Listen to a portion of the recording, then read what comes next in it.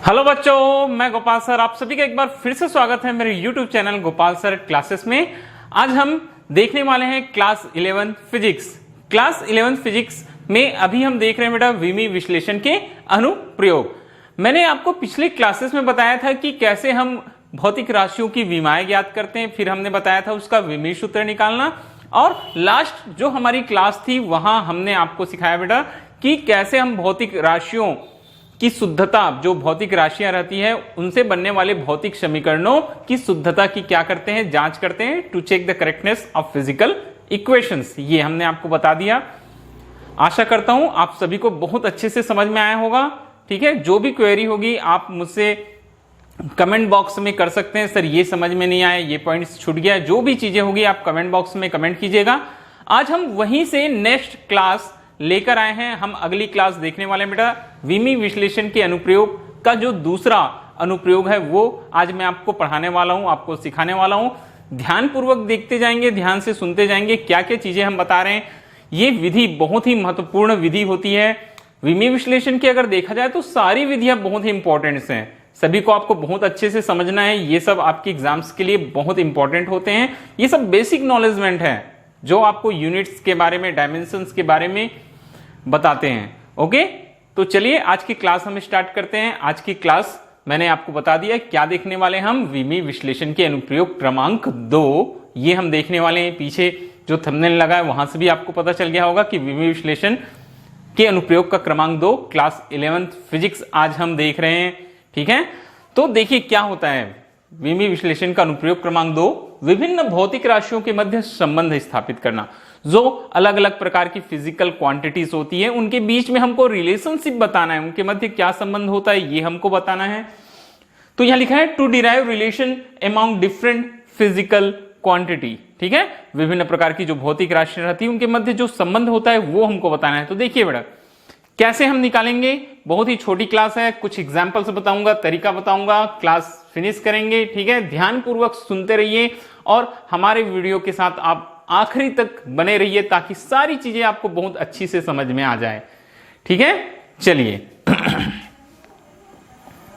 देखिए सबसे पहले कैसे ज्ञात करना है, हमको क्या फाइंड करना है।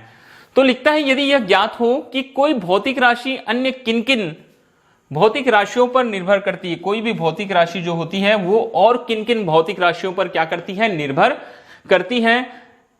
तो विमी समांगता के सिद्धांत का, हमने विमी समांगता का सिद्धांत बताया था। ठीक है, तो विमी समांगता के सिद्धांत का उपयोग करते हुए उनके मध्य क्या किया जा सकता है, बोलता है संबंध स्थापित हो जाए। यहां मैं कुछ पॉइंट आउट कर रहा हूं, ध्यान से सुनिएगा उस चीज को और उसी चीज पर ध्यान देना होगा। क्या ज्ञात हो, बोलता है कि कोई भौतिक राशि, कोई जो क्या होती है बोलता है बेटा भौतिक राशि है वह अन्य किन किन भौतिक राशियों पर निर्भर करती है। ठीक है, कोई भौतिक राशि जो होती है वो अन्य और किन किन भौतिक राशियों पर निर्भर करती है, अगर ये हमको पता चल गया। ठीक है, कोई एक जो फिजिकल क्वांटिटी है वो और कौन कौन सी फिजिकल क्वांटिटी पर डिपेंड है या डिपेंडेंट है, ये अगर हम जान गए, ओके, तो क्या कर सकते हैं हम, कोई भी जो फिजिकल इक्वेशंस हैं उनको डिराइव कर सकते हैं, वो एक्सप्रेशन हम ज्ञात कर सकते हैं। कैसे, देख लीजिए क्या लिखा हुआ है फिर से एक बार। If the dependence of physical quantities on the other physical quantities, कोई भी एक फिजिकल क्वांटिटी होती है वो किस पर डिपेंडेंट है, किस पर डिपेंड करती है, ये अगर हमको पता चल गया, other physical quantity is known, then by the principle of homogeneity of dimension we can establish the relation between this quantities and the given quantities. जो क्वांटिटी हमको दिया है और जो गिवन क्वांटिटी है उनके बीच हम क्या कर सकते हैं, रिलेशन बता सकते हैं। तो चलिए हम देखते हैं यहां से कुछ एग्जाम्पल्स हैं, मैं एग्जाम्पल की सहायता से ही बताऊंगा बेटा, और जो मैंने अभी बताया उसको याद रखना कि जब हमको पता चल जाता है कि कोई भौतिक राशि अन्य किन किन भौतिक राशियों पर निर्भर करती है तो हम उन दोनों भौतिक राशियों के मध्य क्या निकाल सकते हैं, संबंध निकाल सकते हैं। तो चलिए देखिए मैं एक एग्जाम्पल लेके चल रहा हूं, यहां हमारे पास में एक एग्जाम्पल है बेटा, एक क्वेश्चन है। क्या लिखता है कि किसी सरल लोलक का आवर्तकाल, सरल लोलक का आवर्तकाल, अभी आपने जब भौतिक समीकरणों की शुद्धता की जांच किए तो वहां एक फार्मूला आपने किया होगा, T = √2π T is equal to 2 pi under root L upon G, T is equal to 2 pi under root L upon G. ये देखिए ये फार्मूला आपने बनाया बेटा, टी इज इक्वल टू क्या बनाया आपने, 2 pi under root L upon G, ये फार्मूला आपने किया हुआ है, T is equal to 2 pi under root L upon G, बस उसी की बात कर रहे हैं। ठीक है, किसी सरल लोलक का आवर्तकाल उसकी प्रभावी लंबाई तथा गुरुत्वीय त्वरण पर निर्भर करती है, बोलता है। टी जो है वो प्रभावी लंबाई एल और गुरुत्वीय त्वरण किस पर निर्भर करती है, जी पर निर्भर करती है। ठीक है, तो विमी विधि से सरल लोलक का आवर्तकाल के लिए व्यंजक ज्ञात करो, बोलता है। जो विमी विधि होता है वहां से हमको सरल लोलक के आवर्तकाल के लिए व्यंजक, मतलब हमको फार्मूला यही निकालना है। ठीक है, फिर से अच्छे से ध्यान से समझते जाएंगे। देखिए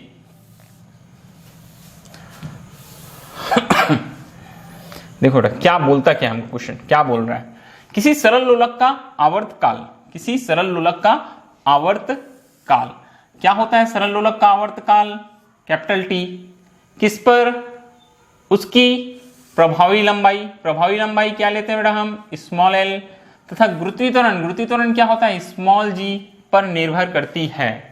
जो टी है वो एल और जी पर डिपेंडेंट है, बोलता है। जो टी है वो किस पर डिपेंड कर रहा है, एल और जी पर डिपेंड कर रहा है बेटा, टी जो है एल और जी पर डिपेंड कर रहा है। ठीक है, तो विमी विधि से सरल लोलक के आवर्तकाल का व्यंजक ज्ञात कीजिए, और लिखा है नीचे question, time period of simple pendulum, मैंने बताया time period of simple pendulum capital D है, depends upon effective length L and of the pendulum and acceleration due to gravity, मतलब जी, डिड्यूस द फार्मूला। ठीक है, तो ये हमको निकालना है, स्टार्ट यहीं से करेंगे। अब हमको पता चल गया कौन कैपिटल टी किस पर डिपेंडेंट है, एल और जी पर डिपेंड कर रहा है। ओके, तो देखो क्वेश्चन कैसे हम बनाना स्टार्ट करते हैं, किस प्रकार से क्वेश्चन को हम सॉल्व करते हैं। यहां जब हम क्वेश्चन सॉल्व करेंगे, ध्यान से सुनते जाएंगे मेरी बातें, जब हम क्वेश्चन को सॉल्व करेंगे बेटा तो क्या लिखेंगे हम, क्वेश्चन को हम सॉल्व करते हैं, क्वेश्चन सॉल्व करेंगे बेटा, यहां हम बताएंगे कि टी किस पर डिपेंड है, तो हम प्रोपोर्शनल साइन लगाएंगे। क्या लगाएंगे बेटा, प्रोपोर्शनल साइन लगाएंगे। किस पर डिपेंड कर रहा है, एल पर और जी पर। ये टी जो है एल और जी पर डिपेंड कर रहा है, मतलब T proportional to L G, और यहां एल की पावर में आप ए लगाएंगे, जी के पावर में बी लगाएंगे। ये क्या है, ये लेंथ के डायमेंशन है और ये जी के डायमेंशन है, मतलब विमाएं हैं। लंबाई की विमा हमने ए मान लिया, गुरुत्वीय त्वरण की विमा क्या मान लिया बेटा, बी। बात समझ में आ रही है, फिर से सुनिएगा। हमको बताया गया है कि सरल लोलक का आवर्तकाल जो टी होता है वो लेंथ एल और, ठीक है, क्या चीज, एक्सेलरेशन ड्यू टू ग्रेविटी, गुरुत्वीय त्वरण जी पर डिपेंड करता है। तो हमने टी प्रोपोर्शनल कर लिया एल जी, एल के पावर में ए लगा दिया और जी के पावर में बी। हम मान के चलते हैं कि एल का जो डायमेंशन है, विमा है, वो ए है और जी की विमा क्या है, बी है। ठीक है, यहां आप लिख भी सकते हैं। ठीक है, क्या लिख सकते हैं, बता सकते हैं बेटा कि जहां ए और बी, ठीक है, किसकी लंबाई और गुरुत्वीय त्वरण की विमाएं हैं। ठीक है, क्या चीज है, डायमेंशन ऑफ एल एंड जी, ये आप बता सकते हैं। इंग्लिश में लिखेंगे तो इंग्लिश में लिख सकते हैं, where A and B is dimension of length and gravity, length and gravity. अब देखिए बेटा, जब इस इक्वेशन को आप, अभी T proportional to L the power A G the power B है, प्रोपोर्शनल हटाते हैं और यहां आप क्या लगा देते हैं, इक्वल लगा देते हैं। तो यहां एक कांस्टेंट आप लिख सकते हैं, हम कांस्टेंट ले लिए बेटा के, फॉर्मूला बन गया एल द पावर ए, क्या फॉर्मूला बन गया, एल द पावर ए, और ये जी द पावर बी, इसको आप मान लेना इक्वेशन नंबर 1। ठीक है, तो क्वेश्चन की शुरुआत अभी आप ऐसे ही करेंगे, हमेशा ऐसे ही करेंगे। टी एल और जी पर डिपेंड था, T proportional to L the power A G the power B, जहां ए और बी लंबाई और गुरुत्वीय त्वरण की विमाएं बोलता है, where A and B is dimension of length and gravity, T equal K L the power A G the power क्या हो गया बेटा, बी। ठीक है, अब इसके आगे, अब जो जो आपके पास में, ठीक है, भौतिक राशियां दिखाई दे रही, फिजिकल क्वांटिटी, सभी की आपको विमाएं, उसके डायमेंशंस मालूम रहना चाहिए। आप यहां लिखेंगे बेटा, क्या लिखेंगे? किसकी?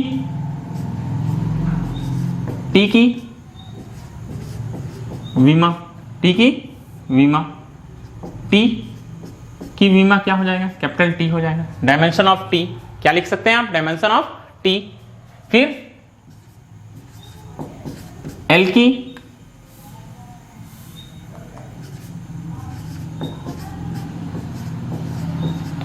की विमा, एल लेंथ है तो लेंथ के लिए हम कैपिटल एल लगाएंगे। वैसे बेटा जी, तो जी के लिए, जी क्या है? त्वरण है, तो जी की विमा क्या हो जाएगा? L T inverse square, L T inverse square. तो ये सारी चीजों की विमाएं हो गई। अब किसमें? समीकरण 1 में मान रख देते हैं। मान रखने पर समीकरण 1 में ये जो वैल्यूज आ रही है वो सब हम वैल्यूज रख देते हैं। टी में क्या आ जाएगा बेटा? टी। अब देखो टी को हम ऐसे भी लिख सकते हैं, अगर हम लिखेंगे तो m the power 0, l the power 0 और t। क्या लिख सकते हैं बेटा हम इसको? m the power 0, l the power 0 और t, इस तरीके से लिख सकते हैं। ठीक है, तो t के प्लेस में मैं यहां पुट कर देता हूं। देखो ये t is equal to k l the power a g the power b है, तो t के प्लेस में मैं यहां पुट कर दूंगा बेटा क्या? m the power 0, l the power 0, t equal k। k यहां k क्या है? k is dimension less quantity, उसकी कोई विमा नहीं होती। ठीक है, कैसी है? कि विमाहीन राशि है। क्या लिख सकते हैं बेटा? कि विमाहीन राशि है, ये हम यहां डिनोट कर सकते हैं।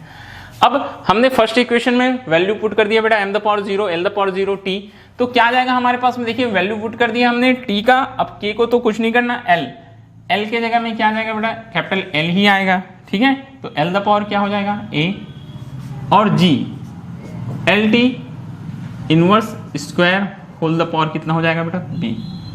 कितना हो जाएगा? b, इस तरीके से। ठीक है, इस तरीके से ये आप लिख देना। देखिए मैंने क्या किया, समझ में आ रहा है? टी के प्लेस में m द पावर, जो उसका विमा था वो रख दिया m the power 0, l the power 0, t, और l के प्लेस में l रख दिया बेटा l whole the power a, और g के प्लेस में l t the power -2 whole the power क्या रख दिया? b। अब इसके बाद सिंपल सा काम है, हम आगे बढ़ते जाते हैं। m the power 0, l the power 0, t, next step ये क्या आ जाएगा बेटा? l का पावर कितना आ जाएगा? a, बस a बस है तो l का पावर a आ जाएगा। यहां l का पावर b और t द पावर लिखेंगे हम -2b, ये हमारे पास आ जाएगा बेटा। ठीक है, l के पावर में b और t के पावर में क्या आ जाएगा? -2b। आगे फिर नेक्स्ट स्टेप में m the power 0, l the power 0, t, ठीक है, इज इक्वल टू ये हो जाएगा हमारे पास l the power a plus b। देखिए बोलते हैं आधार समान होने पर, बेस समान होने पर जो पावर्स होते हैं, जो घात होते हैं वो जुड़ जाते हैं। l का पावर a था, l का पावर b था, l का पावर a प्लस b हो गया बेटा। और साथ ही साथ यहां क्या हो गया? t हमारे पास है तो t द पावर कितना आ जाएगा? -2b। t का पावर क्या हो जाएगा? -2b। ठीक है,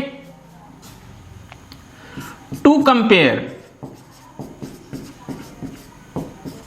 the powers of both sides, दोनों साइड के पावर्स को क्या करो बोलता है? कंपेयर करो बोलता है। ठीक है, यहां लिख सकते हैं दोनों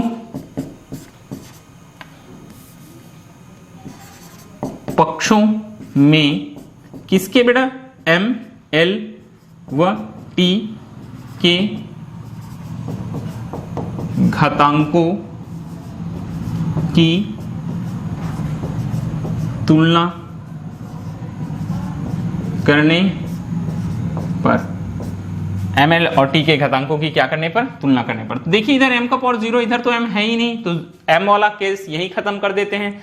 बच गया l, यहाँ l का पावर 0 है, यहाँ a प्लस b है, तो तुलना करने से a plus B is equal to क्या आ गया बेटा? 0। ध्यान से देखिएगा, लेफ्ट हैंड साइड में एल का पावर 0 है, राइट हैंड साइड में एल का पावर ए प्लस बी है, तो A plus B equal to 0 आ गया। नेक्स्ट और हम बढ़ते हैं टी का पावर, देखो इधर टी का पावर में कुछ नहीं मतलब 1 है, उधर कितना बेटा -2b, तो ये -2b हो गया एक साइड, और एक साइड क्या आ गया बेटा 1, ठीक है, एक तरफ -2b और एक तरफ क्या आ गया हमारे पास में 1 आ गया।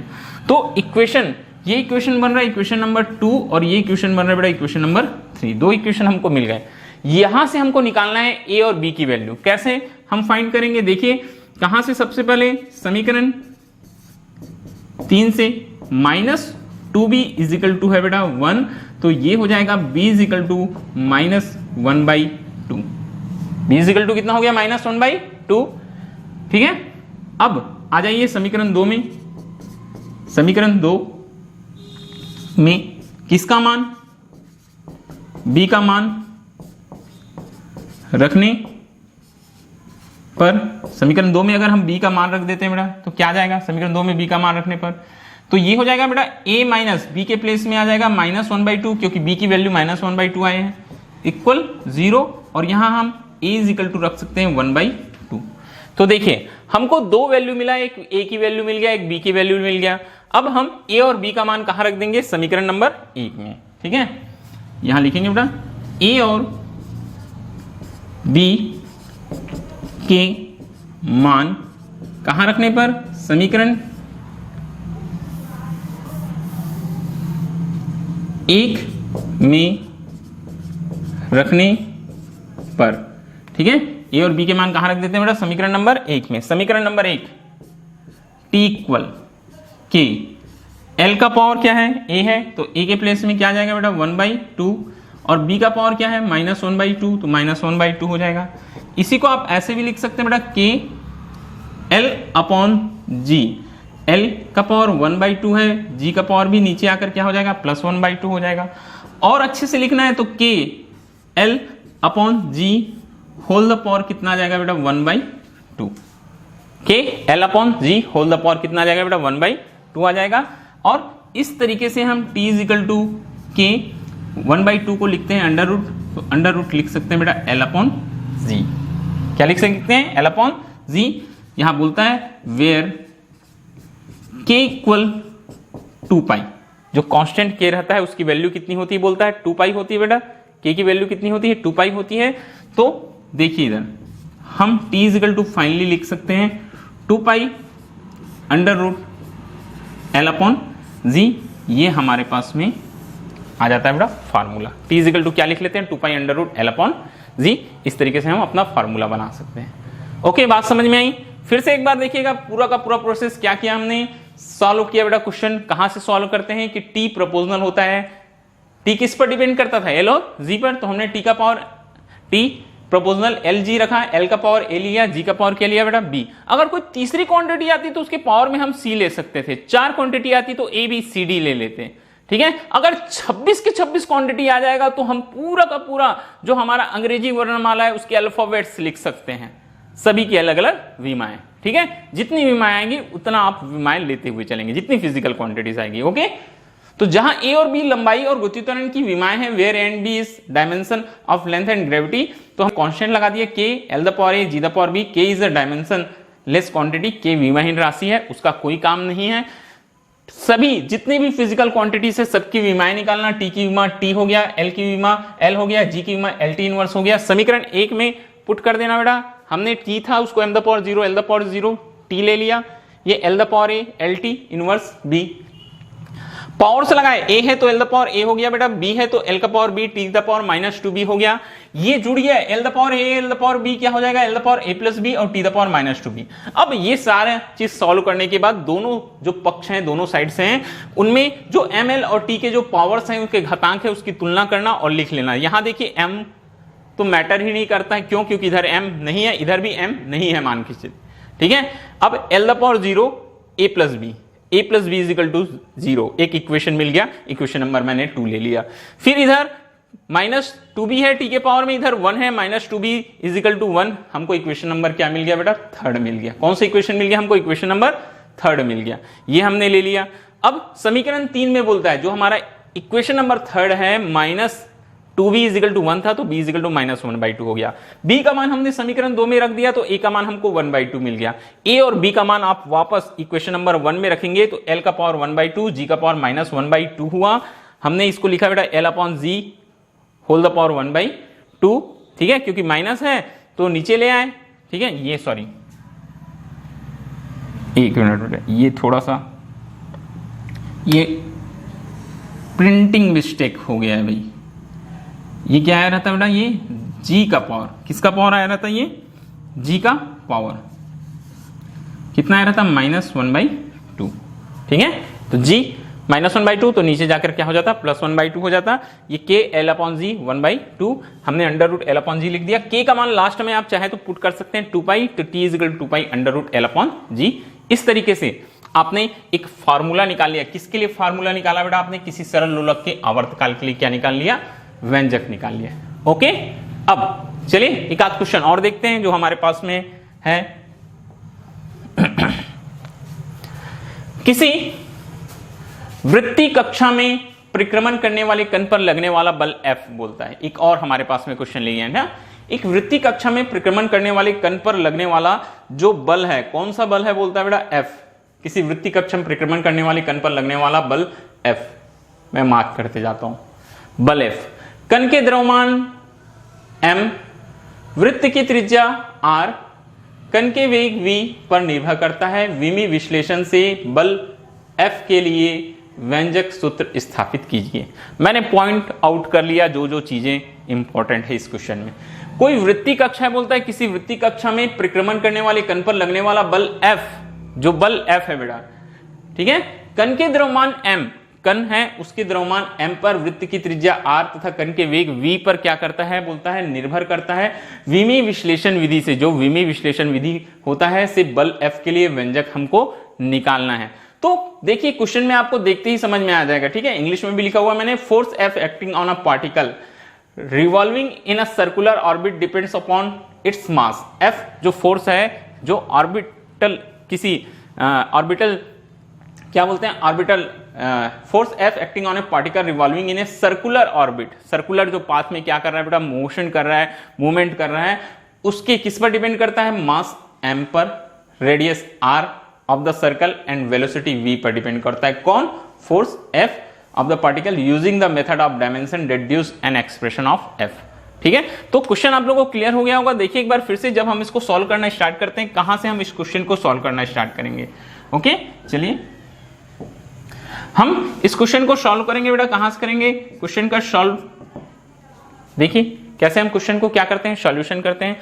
यहां फोर्स F डिपेंड कर रहा है, क्या चीज डिपेंड कर रहा है, फोर्स F। किस पर डिपेंड कर रहा है बेटा, फोर्स F जो है वो कण के द्रव्यमान m, तो m लिख लिए बेटा, कण के द्रव्यमान m, त्रिज्या r, त्रिज्या क्या ले लिए r, और वेलोसिटी v। तो हम m का पावर a लेंगे, r का पावर क्या लेंगे बेटा b, और v का पावर क्या लेंगे बेटा c। अब यहां से F इक्वल, ठीक है, मैंने बता दिया ये विमाएं होती है, डायमेंशंस होती है। आप लिखना है तो लिख सकते हैं, नीचे नहीं लिखेंगे तब भी चलेगा। F इक्वल के m the power a, r the power b और v the power c। Equation number क्या हो गया हमारे पास में, 1। इक्वेशन नंबर क्या हो गया बेटा 1। जैसी इक्वेशन लिखेंगे सभी की विमाएं लिख लेना, ठीक है। किसकी विमाएं, F की विमा, ठीक है, F की विमा।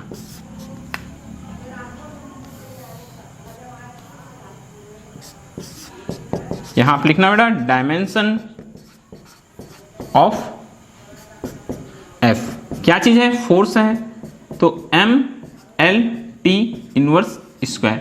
अगर अभी आपको याद नहीं है तो जो टेबल आपकी बुक्स में है वो आप यूज कर सकते हैं, मगर धीरे धीरे आपको सारे विमाएं आपको याद रखनी पड़ेगी, आपको सारे विमाएं याद करनी पड़ेगी बेटा, ठीक है। F की विमा हो गई। अब इसके बाद में किसकी विमा, F की विमा लिखने के बाद में आप, ठीक है, मास m द्रव्यमान, तो आप क्या लिखेंगे बेटा, किसकी विमा लिखेंगे आप, m की विमा लिखेंगे। तो m की विमा क्या हो जाएगा, कैपिटल M, फिर आप रेडियस r, r के लिए हम यूज करेंगे बेटा लेंथ l, और लास्ट में वेलोसिटी वी के लिए आप यूज करेंगे बेटा एल टी इनवर्स। क्या यूज करेंगे? L T inverse. तो देखिए मैंने यहाँ जो जो हमारे पास फिजिकल क्वांटिटी थी सभी की डायमेंशंस उनकी वीमाएं लिख लिया। एफ की वीमा लिखा बेटा M L T inverse square, M capital M, or length, L हो गया, वेलोसिटी के लिए एल टी इनवर्स। ठीक है, अब इतना काम करने के बाद, ठीक है, इतना काम करने के बाद आप आ जाएंगे बेटा कहां? समीकरण 1 में। यहां लिखेंगे कहां से? समीकरण 1 से। ठीक है, आप क्या लिखेंगे बेटा? समीकरण 1 से। समीकरण 1 में हम वैल्यू पुट करते हैं एफ। एफ के प्लेस में आ जाएगा हमारे पास में एम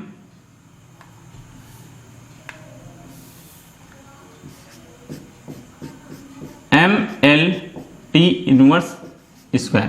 क्या है हमारे पास में? M L T inverse square. ये हमारे पास में बेटा एफ के प्लेस में इक्वल, ठीक है, के है। के तो विमाहीन राशि है, यहां आप एक लाइन और लिख लेना, के एक विमाहीन राशि है। हमको के की कोई जरूरत नहीं, के को हमने हटा दिया बेटा। अब ये एफ हो गया। अब एम द पावर ए है, तो एम के लिए हमारे पास है कैपिटल एम, एम का पावर ए, ठीक है। आर द पावर बी है, आर के लिए आया बेटा L, L the power B, और वी द पावर सी है, तो वी के लिए हमारे पास है L T inverse, L T inverse power the क्या हो गया बेटा? सी। इस प्रकार से अब M L T inverse square ये हो जाएगा हमारे पास में एम का पावर ए,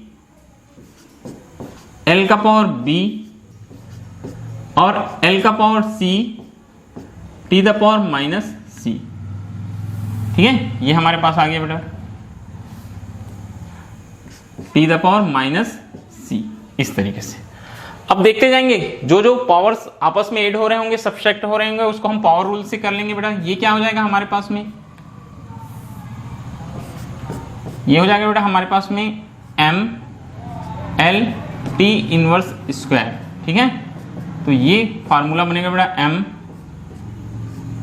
का पावर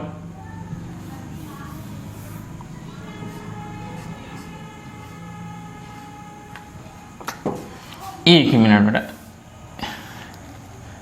ये हमारे पास में फार्मूला क्या बनेगा बेटा? एम का पावर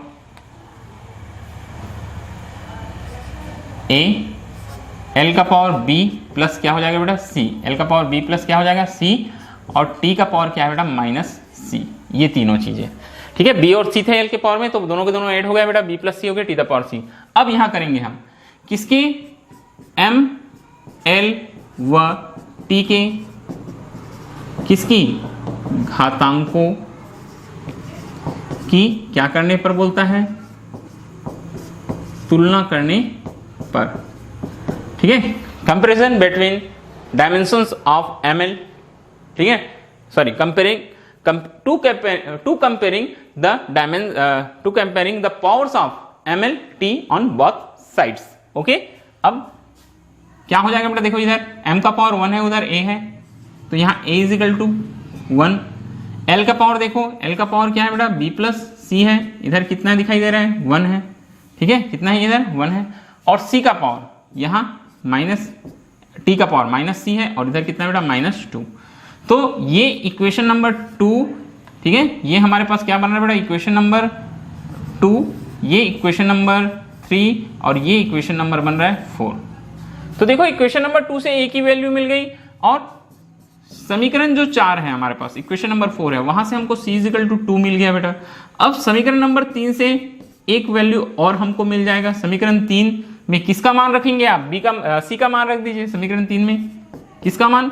c का मान रखने पर क्या हो जाएगा बेटा? c का मान रखेंगे तो b, c के जगह में क्या आ जाएगा? 2 इज इक्वल टू 1, तो b इज इक्वल टू बेटा, b इज इक्वल टू हो जाएगा 1 minus 2 is equal to b equal -1। b की वैल्यू क्या आ गई बेटा? -1। c की वैल्यू आई 2 और a की वैल्यू आई 1। तो a b c तीनों की वैल्यू हमको मिल गई। यहां हम रखेंगे बेटा कहां? समीकरण 1 में। यहां हम लिखेंगे समीकरण 1 में a बी व सी के क्या रखने पर, ठीक है, क्या करें बेटा, समीकरण 1 में जो ए बी सी की वैल्यू मिला है हम समीकरण 1 में ए बी व सी के मान रख देंगे। तो समीकरण 1 हमारे पास में बेटा एफ इजिकल टू क्या है, के एम द पावर ए, तो ए के प्लेस में क्या आ जाएगा बेटा 1, ठीक है, आर द पावर बी, जो आर है उसके पावर में क्या लिखा हुआ है बेटा बी, तो बी के वैल्यू आई है -1, और वी द पावर सी, तो वी का पावर कितना है हमारे पास में 2। तो क्या आ जाएगा बेटा, ये जो फॉर्मूला है कुछ ऐसा आ जाएगा, F equal to K M V square, ठीक है, क्या आ जाएगा बेटा, ये वी स्क्वायर आ जाएगा, और आर द पावर -1 है उसको हम नीचे ले आएंगे बेटा, क्या ले आएंगे हम उसको नीचे आएंगे। तो ये देखिए फॉर्मूला कैसे दिखाई दे रहा है, एफ इजिकल टू आ गया बेटा के एम वी स्क्वायर आर। फिर बोल सकते हैं यदि के जो नियतांक है वो 1 हो तो F equal to M V square upon R, ये होता है वृत्तीय गति करने वाले किसी कण के अभिकेंद्र बल के लिए व्यंजक, ठीक है, सेंट्रीफ्यूगल फोर्स बोलते हैं ये। फिर से देखना बेटा क्या बताया था कि वृत्तीय कक्षम परिक्रमण करने वाले कण पर लगने वाला जो बल F है वो किस पर डिपेंड करता है, M, R और V, कण के द्रव्यमान, त्रिज्या और वेलोसिटी पर डिपेंड करता है। तो F इक्वल हमने एक कांस्टेंट के ले लिया, m the power a, r the power b, v the power क्या कर दिया बेटा c, इक्वेशन नंबर 1। मैंने बताया है कि जैसे ही आपको ये समीकरण 1 मिलेगा, जितनी भी फिजिकल क्वांटिटीज है आप सभी के डायमेंशंस लिख लेना, f की विमा, फोर्स के लिए ml t इनवर्स स्क्वायर, मास है तो कैपिटल M, r त्रिज्या है, त्रिज्या मतलब लेंथ है तो l, v क्या चीज है बेटा वेलोसिटी है, तो वेलोसिटी के लिए lt इनवर्स, वेलोसिटी के लिए क्या यूज किया हमने lt इनवर्स यूज कर लिया। तो k कैसी राशि, विमायन, वो तो एक नियतांक लिए थे उसको छोड़ दीजिएगा, बाकी जो विमाएं मिली उसको आप समीकरण 1 में लगाएंगे, ठीक है, k को छोड़कर हमने f के जगह ml t इनवर्स स्क्वायर लगा दिया, m की जगह में m का पावर a हो गया बेटा, r की जगह में हमने l पुट किया तो l का पावर b हो गया, और v वेग वेलोसिटी की जगह में lt इनवर्स तो उसका पावर क्या हो गया c। अब थोड़ा सा कैलकुलेशन करना बेटा, आपको देखना है कि कौन सी भौतिक राशियां हैं, कौन सी विमाएं हैं, डायमेंशंस हैं, ठीक है, जिनके पावर आपस में ऐड हो रहे हैं या सब्सट्रैक्ट हो रहे हैं। तो m द पावर a आ गया, l द पावर b आ गया, l the power c, t the power minus c, तो l 2 बार आ रहा है, l द पावर b भी है, l द पावर c भी है, तो b प्लस क्या हो गया c। हमको मालूम है सेम बेस होते हैं तो पावर्स आपस में क्या हो जाते हैं, ऐड हो जाते हैं या जुड़ जाते हैं। तो l the power b plus c, t the power minus c, ये हो गया। अब कंपेयर करते हैं हम दोनों साइड को, हम तुलना करते हैं बेटा mlt के घातांकों को। तो m के घातांक में इधर 1 है, कुछ नहीं मतलब 1 है, इधर a है तो a इजिकल टू 1 मिल गया, इधर l के पावर में b प्लस c है, यहाँ l के पावर में कुछ नहीं है तो b plus c equal to क्या मिल गया हमको 1 मिल गया, ठीक है। इधर t के पावर में माइनस c है, इधर t के पावर में क्या मिल गया बेटा -2 मिल गया, ओके। तो यहां से देखो 3 इक्वेशन 2, 3, 4 से देखने से 2 से हमको a का वैल्यू 1 मिल जाता है, 4 से हमको c की वैल्यू क्या मिल गया 2। अब हम थर्ड इक्वेशन में अगर c की वैल्यू पुट कर देते हैं तो हमको b की वैल्यू भी मिल जाएगा, तो हमने c इजिकल टू 2 रख दिया, इजिकल टू 1, तो b equal to 1 minus 2, b equal to -1 मिल गया। अब ये जो a b c की वैल्यूज मिली उसको हमने वापस समीकरण 1 में रख दिया, तो m का पावर a था तो m का पावर कितना आ गया बेटा 1 आ गया, r का पावर b था तो -1 आ गया, और v का पावर c था तो c के प्लेस में 2 आ गया। तो ये माइनस वाला नीचे चला गया r, तो f equal to K M V square by R आ गया, k का मान यदि 1 हो तो f equal to M V square by R. इस तरीके से आप इस जो अनुप्रयोग है, ठीक है, अगर क्या बोलता है कि विभिन्न भौतिक राशियों के मध्य पारस्परिक संबंध ज्ञात करना, अगर आपको पता चल गया कि कौन सी फिजिकल क्वांटिटी पर क्या करती है, डिपेंड करती है, या कोई भौतिक राशि अन्य कौन भौतिक राशियों पर निर्भर करती है, तो आप आसानी से ये जो अनुप्रयोग क्रमांक 2 है वहां आप संबंध स्थापित कर सकते हैं। आपके पास बुक्स में बहुत सारे क्वेश्चन मिलेंगे, ठीक है, आप उनका सॉल्यूशन कीजिए, जितने क्वेश्चन मिलते हैं। मैं हर बार यही चीज बोलूंगा, जो फिजिक्स है वो पूरा का पूरा प्रैक्टिस, ठीक है, का खेल है। जितना आप प्रैक्टिस करेंगे, जितने क्वेश्चंस आप बनाएंगे, उतना ज्यादा आपको क्लियर होते जाएगा सारे क्वेश्चंस, जो सारे डेरिवेशन हैं, सारे जो तरीके हैं। तो आप अपना प्रैक्टिस छोड़िए मत, जितने प्रैक्टिस करेंगे उतना आपका माइंड फ्री होते जाएगा, आप अच्छे से फिजिक्स सीख सकते हैं। मेरा काम केवल आपको तरीके बताना है बेटा, अप्लाई करना ना करना ये काम आपका है। जो बच्चा अप्लाई करेगा वो फिजिक्स में आगे बढ़ेगा, उसकी फिजिक्स की समझ अच्छी होगी, उसका नॉलेजमेंट बढ़ेगा, आगे जो एग्जाम्स वो फाइट करेगा वहां फिजिक्स में उनको प्रॉब्लम नहीं होगी, ये मेरी गारंटी है। बस आप मेरे कहे अनुसार चलते जाएंगे और आप जितने ज्यादा हो सके क्वेश्चंस आप प्रैक्टिस करते चलिए। हां, अगर ऐसा कोई आपको क्वेश्चन मिलता है जो आपको डाउटफुल लगता है, आपको समझ में नहीं आ रहा है, आपसे सॉल्व नहीं हो पा रहा है, तो वो मुझे आप कमेंट बॉक्स में कमेंट कर सकते हैं। अगर आपके पास मेरा नंबर है तो आप मुझे व्हाट्सएप में नंबर करके वो क्वेश्चन सेंड कर सकते हैं।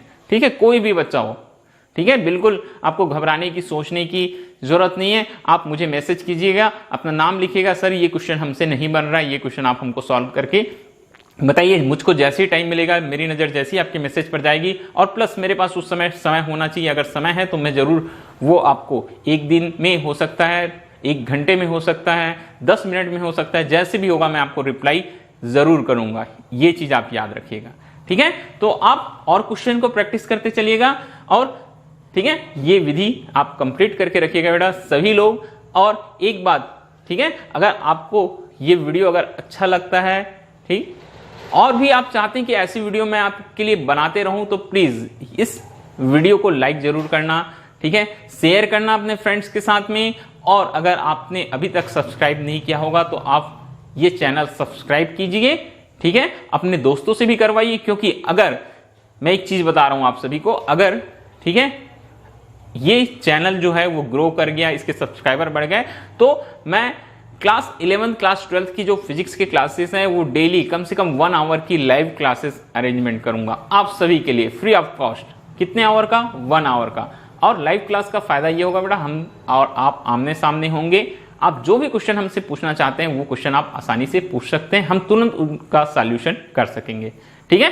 तो बस आज के लिए इतना ही। नेक्स्ट वीडियो में हम आपको एप्लीकेशन नंबर 3 करवाएंगे, ठीक है, एक पद्धति के मात्रकों को दूसरी पद्धतियों की मात्रकों में चेंज करना, ठीक है, to convert one system to another system of physical quantity, of units of physical quantity, ये हम आपको करवाएंगे। ओके, तो आज के लिए बस इतना ही, बाय।